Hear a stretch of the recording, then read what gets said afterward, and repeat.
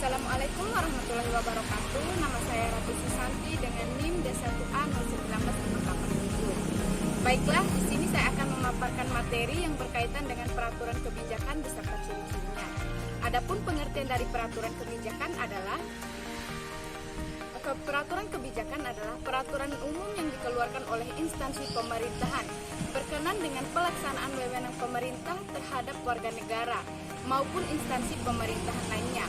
Namun, peraturan kebijakan ini tidak dilandasi dasar yang tegas, baik Undang-Undang Dasar 1945 maupun undang-undang yang secara tegas mengatur baik secara langsung maupun tidak.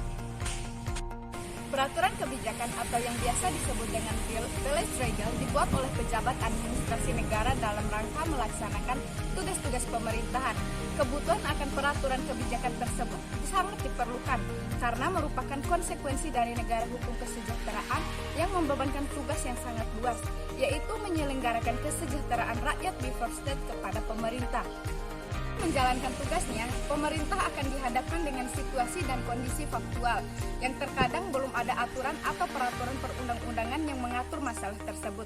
Sehingga dalam mengatasi situasi dan kondisi seperti ini, pejabat administrasi negara diberi kebebasan untuk mengambil kebijakan sesuai dengan kondisi faktual tersebut. Kemudian kebijakan tersebut dituangkan dalam bentuk peraturan kebijakan. Dalam praktik pemerintahan di Belanda, ada berbagai macam bentuk peraturan kebijakan, seperti yang menurut Van Brevel dalam praktek penyelenggaraan pemerintahan, best practice di negara Belanda, terdapat berbagai macam sebutan seperti antara lain Beleidslieden, Het Beleid, atau Volkslisten, dan lain-lain. Jadi telah disebutkan beberapa sebutan peraturan kebijakan yang ada di negara Belanda. Sedangkan dalam praktik di Indonesia, peraturan kebijakan tersebut dapat dimuat dalam bentuk yang pertama, surat edaran sirkuler seperti surat edaran Mahkamah Agung. Yang kedua, surat perintah atau instruksi seperti surat keputusan Ketua Mahkamah Agung Republik Indonesia. Ketiga, pedoman kerja atau manual seperti pedoman pelaksanaan pengawasan di lingkungan. Keempat, petunjuk pelaksanaan buklat, dan yang terakhir kelima adalah petunjuk teknik tuklis.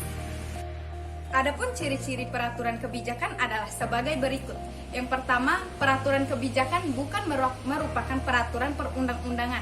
Kedua, asas pembatasan dan pengujian terhadap peraturan perundang-undangan tidak dapat diberlakukan pada peraturan kebijaksanaan. Yang ketiga, peraturan kebijakan ini tidak dapat diuji secara wet-matic-height karena memang tidak ada dasar peraturan perundang-undangan untuk membuat keputusan peraturan kebijaksanaan tersebut. Keempat, peraturan kebijakan dibuat berdasarkan phrase emission dan ketiadaan wewenang administrasi negara bersangkutan membuat peraturan perundang-undangan. Kelima, pengujian terhadap peraturan kebijakan lebih diserahkan pada dogmatic-height sehingga batu ujinya adalah asas-asas umum pemerintahan yang layak.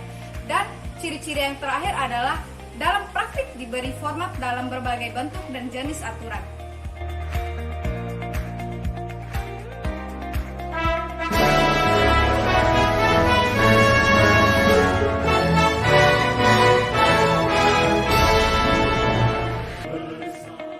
Assalamualaikum warahmatullahi wabarakatuh. Salam sejahtera untuk kita semua. Om Swastiastu. Namo Buddhaya. Salam kebajikan. Para pimpinan satuan kerja, para hakim, dan semua aparatur pengadilan di seluruh Indonesia. Dalam 1 bulan terakhir ini, beberapa warga pengadilan telah dinyatakan positif terpapar COVID-19. Agar terdapat keseragaman penanganan dan tindakan, perlu saya tegaskan kembali agar seluruh satuan kerja dan warga pengadilan mematuhi dengan sungguh-sungguh ketentuan SEMA nomor 1 tahun 2020 beserta perubahannya sampai dengan SEMA nomor 9 tahun 2020 dan petunjuk teknis surat edaran PLT Sekretaris Mahkamah Agung nomor 8 tahun 2020.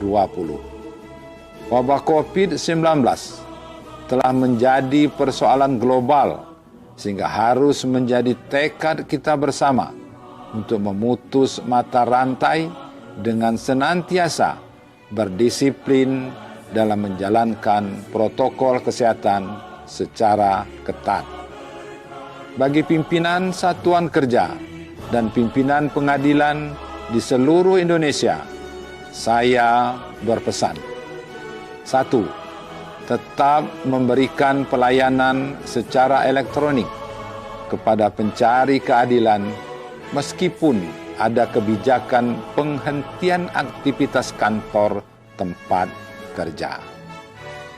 2. Persidangan perkara pidana, pidana militer, dan jinayat yang terdakwanya ditahan dan atau masa penahanannya akan habis dan tidak dapat diperpanjang lagi, dilaksanakan secara elektronik. 3. Selalu melakukan koordinasi dengan pemerintah setempat atau satuan tugas penanganan COVID-19 di daerah masing-masing.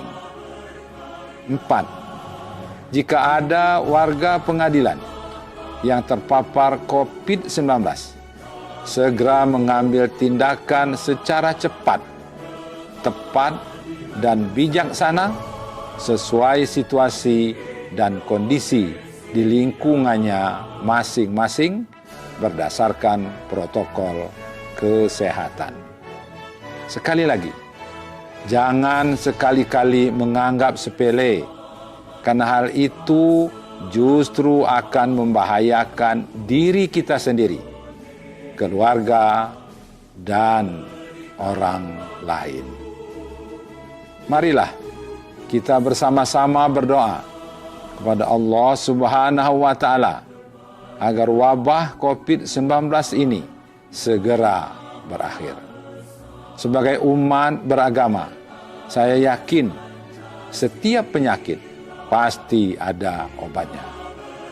Semoga obatnya segera ditemukan dan kita semua senantiasa diberi kesehatan dan keselamatan. Amin ya rabbal alamin. Wassalamualaikum warahmatullahi wabarakatuh.